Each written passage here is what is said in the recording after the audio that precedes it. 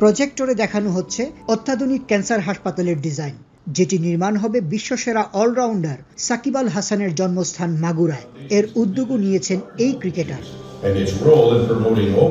বড় এই কর্মযোগ্য বাস্তবায়নে সবাইকে পাশে চান সাকিব। নিউ ইয়র্কের সেন্ট জোন্স বিশ্ববিদ্যালয়ে তহবিল সংগ্রহ অনুষ্ঠানে অংশ নেন প্রবাসী বাংলাদেশি সহ অনেকেই। এ সময় সাকিব জানান, প্রিয়জন হারানোর বেদনা থেকে এই উদ্যোগ। শুধু বাংলাদেশে না, বাংলাদেশের বাইরের মানুষকেও আমরা হয়তো সেবা দিতে পারবো এবং মিলিয়নস অফ বাংলাদেশিদের আমরা উপকারে আসতে পারবো।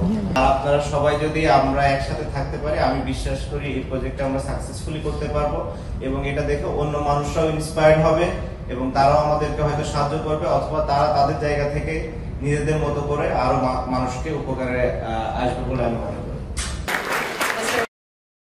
লন্ডনের তরুণ একদল প্রকৌশলী ডিজাইন করেছেন এই ক্যান্সার হাসপাতালের।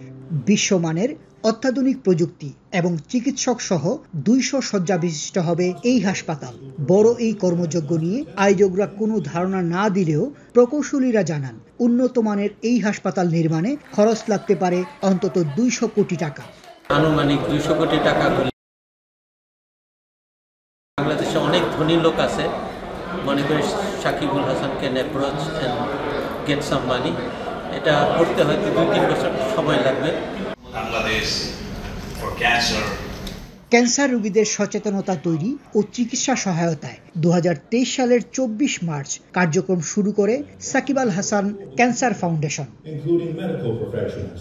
তোফাজ্জল লিটন, এখন, নিউ ইয়র্ক, যুক্তরাষ্ট্র।